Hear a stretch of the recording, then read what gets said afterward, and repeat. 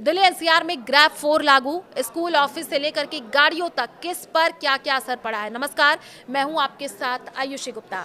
दिल्ली में प्रदूषण का कहर बना हुआ है। रविवार को भी दिल्ली एनसीआर का क्षेत्र जहरीली धुंध की घनी चादर में डूबा हुआ दिखाई दिया। ये जहरीली धुंध इतनी ज्यादा रही कि इसका गहरा असर विजिबिलिटी पर भी दिखाई दिया। रविवार यानी 14 दिसंबर को विजिबिलिटी भी बहुत कम हो गई। हवा की क्वालिटी सबसे खतरनाक लेवल पर पहुंच गई। ये धुंध देखने में तो कोहरे जैसा दिखाई दे रहा है, मगर ये प्रदूषण की मोटी चादर थी। कई जगह पर विजिबिलिटी शून्य होने की वजह से गाड़ियों की रफ्तार थमसी गई। Central pollution control board CPCB के डेटा के मुताबिक सुबह 6 बजे एयर क्वालिटी इंडेक्स एक्यूआई खतरनाक 491 पर पहुंच गया। एक्यूआई का ये लेवल बहुत गंभीर कैटेगरी में आता है और ऐसी स्थिति में प्रदूषण पर नियंत्रण पाने के लिए ग्रैब 4 की पाबंदियों को आज से लागू कर दिया गया। हाइब्रिड मोड में पढ़ाई, दिल्ली की हवा बेहद खराब स्तर पर पहुंचने की वजह से दिल्ली सरकार ने स्कूलों को लेकर के भी अहम फैसला लिया है।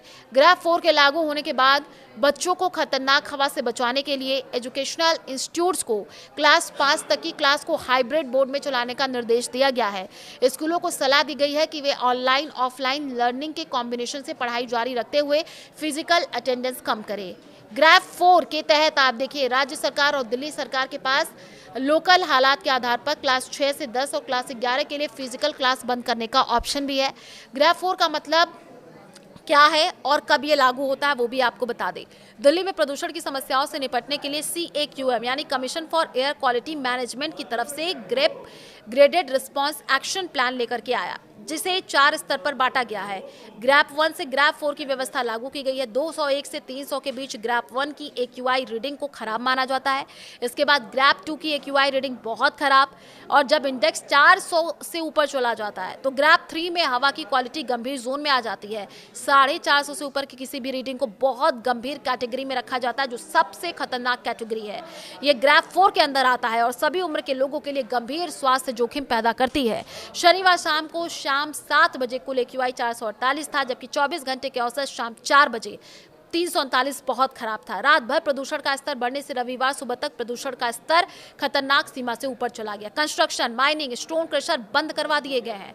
ग्रैब 4 के तहत सबसे सख्त उपायों में से एक है पूरी दिल्ली एनसीआर में कंस्ट्रक्शन और तोड़फोड़ की गतिविधियों पर पूरी तरीके से रोक लगा दी गई है।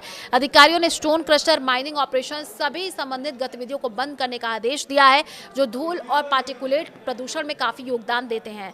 तो देखिए, अब लगातार जिस तरीके से एक्यूआई बढ़ता जा रहा है उसमें हम देख रहे हैं किस तरीके से लोगों को परेशानी हो रही है।